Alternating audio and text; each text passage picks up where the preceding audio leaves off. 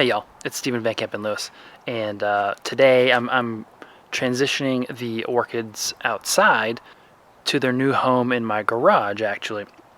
But what I want to do today is show you just a quickly, 20-second overview of the collection outside, and then show you how I'm putting together my new tent and how I'm putting the plants inside the garage so that when this cold front that finally hits and makes us feel like fall temperatures hits like Monday, I think Monday or Tuesday, my plants will all be inside in their new home for the next, I guess until early April, and then I'll bring them back outside.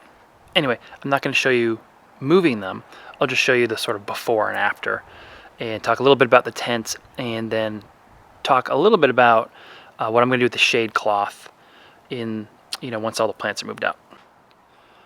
All right, so you can see the shade tent is actually not looking so good. It's ripped in the past couple of storms, so I'll have to get a new one. That's fine. Also, the sun has moved way to the south, as it does every year, and these guys are in mostly full sun all day long, which is fine. The pseudopodiums are fine with that, and this Neobenthemia gracilis, or now it's Polystachya Neobenthemia, loves the full sun. And then I've got a cattleya and some milkweeds up here, a couple cattleyas right there that they seem to do just fine. That's the Percivaliana, and then I've got Nobilior in here, and those are fine with this sort of weak seasonal weather, or weak seasonal sunshine, I should say. The catasetums I'm going to do first, actually. And the other thing that I want to show you is that I'm going to cut all their leaves off. So this is the sort of before. Well, here's the full collection that's outside. But here are the catasetums before. And then I'll show you what they look like after I cut their leaves off. But there's still a few flowers. And actually there's a bunch of spikes coming in, like here. And then right here. As well as this one here, and then I've got there's one right there, and I've got another one kicking around somewhere. I think it might be this plant here.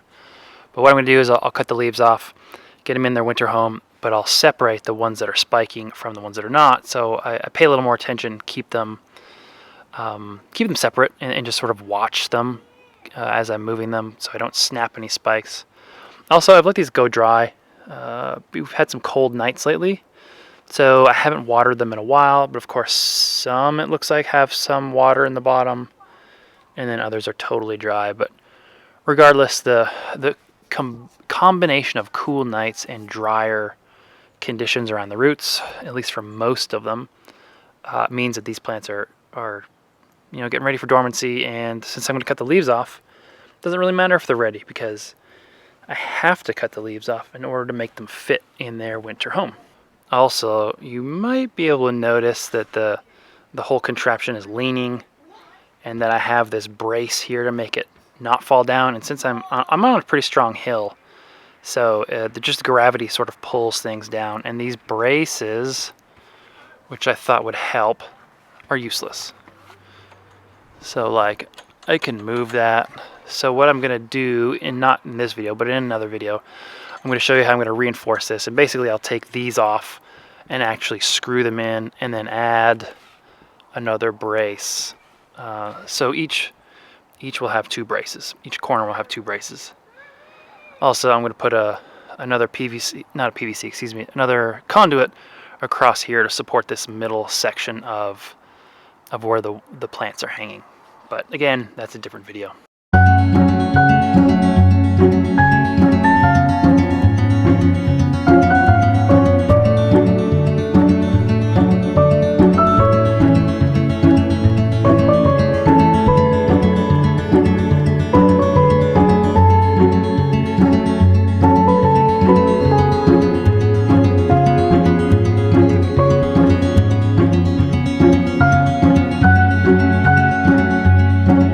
Alright, so this is a 5-gallon bucket full of catasetum leaves, as well as I chopped my Certipodium leaves as well, which are these longer pointy ones, but this thing is overflowing with cut leaves.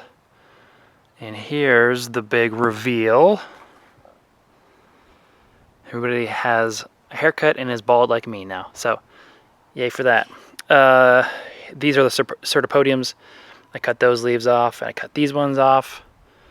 And then all of these, of course, have a nice haircut. Like when you're cutting the catasetum leaves, nothing particularly strategic, just get the leaves off so that when you bring them inside, they aren't crowding out the light from your other plants. And that's really the most important part. You know, I could jam all these into the same box, but then the big palm tree leaves would cover up all the light for these guys. So I've done this many, many times over the years, and it has never hurt the plants. Not even once. They all wake up in the spring ready to go with a new set of leaves. So if this is a similar situation to you, don't worry about it. Just cut them off when it's time and be done with it. Okay, so half the collection is moved inside, as you can see. And yes, I do play favorites, so I think most of my favorites are in this first batch. And then most of the catasetums are inside as well, so I'm happy with how compact my collection has gotten, and that these should all fit easily inside these two tents. But let's take a look at the tent itself. Alright, so you can see the collection, at least half the collection is in this smaller tent.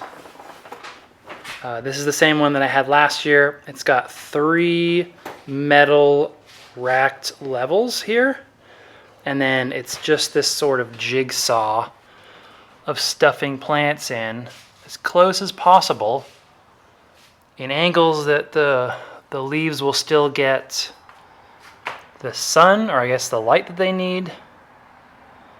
And then it's nice that I've got the catasetums hanging around the back side and the sides on the metal poles up there.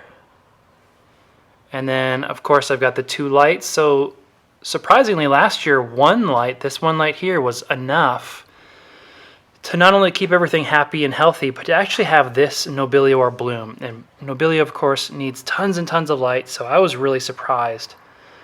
And I think that having the second light will really benefit, especially these lower tier plants. So you can see one light is higher up, one is farther down to reach every corner in this tent with light. And then I've got my imports all in here. These are the Nobiliors and the top. I've got additional Nobiliors there on the bottom, which are acclimated, which are born and raised in the United States, so they are not unused to the current seasonal conditions. So that's this tent. I'm still waiting on the rack for this tent to come in the mail, and I'll do a similar setup. Well, actually, no, I won't. I'm gonna have a single rack with 2 levels, sort of a similar look to what I've got in my cabinet inside. So instead of having the whole thing open like this one, I'll have a light on top of some plants, and then underneath it, I'll have another level with a light on top of some plants. We'll see that here in a second. So you can see 2 grow tents. This is the new one, slightly larger, taller, and actually it comes closer to us. Can't really see it from this perspective. But we've hit a bit of a snafu, and that is that the cold weather has arrived, or will arrive tonight, but the rack for my new tent hasn't come in yet. So what I've had to do is what just about every person out there who dreads bringing their plants inside is, and now I got to do it again. I got to redo this. So this is a temporary setup, and you can see I've got these plastic racks which I've had outside, substituting for the metal rack which I purchased. I only have 1 light in here set up right now. I will have 2 when all is said and done. But at least my orchids will be warm all night long for the next couple nights. Actually, you know, it's still hot enough that I'm sweating. It was a high of 85 degrees here today. And then tonight, this next cold shot of air comes through and drives the temperatures down. So down into the the high 40s, I think. And then tomorrow night will be getting kind of close to freezing. So I really wanted to get these 5 catasetums all have spikes. And if I tilt the light up, you can see a large one there on Fong Sing. This asparagus growing straight up in the air here. This one that's curving down right here. And then I have 2 denticulatums with their second spike. And actually, I don't know if I can show you very well, but right in the center of the screen and the one on the left, you see a new spike emerging. So this particular plant has decided to give 3 spikes the first time it blooms. So that is impressive.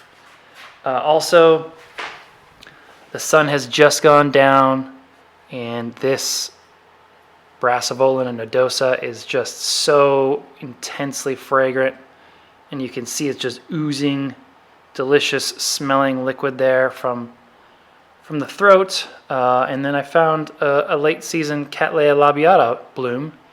This is originally from Carter & Holmes. It should be a semi-alba, and this will be its first bloom, so I'm excited to see that. But hopefully my orchid rack will come in tomorrow, and then I can show you through the power of television or YouTube, I guess, how this will actually look, and I'll be done setting these up for the winter. All right, so this is going to inadvertently be a 2-part series because the rack that I thought I had purchased hasn't come yet. And then I checked my emails. I didn't have any emails.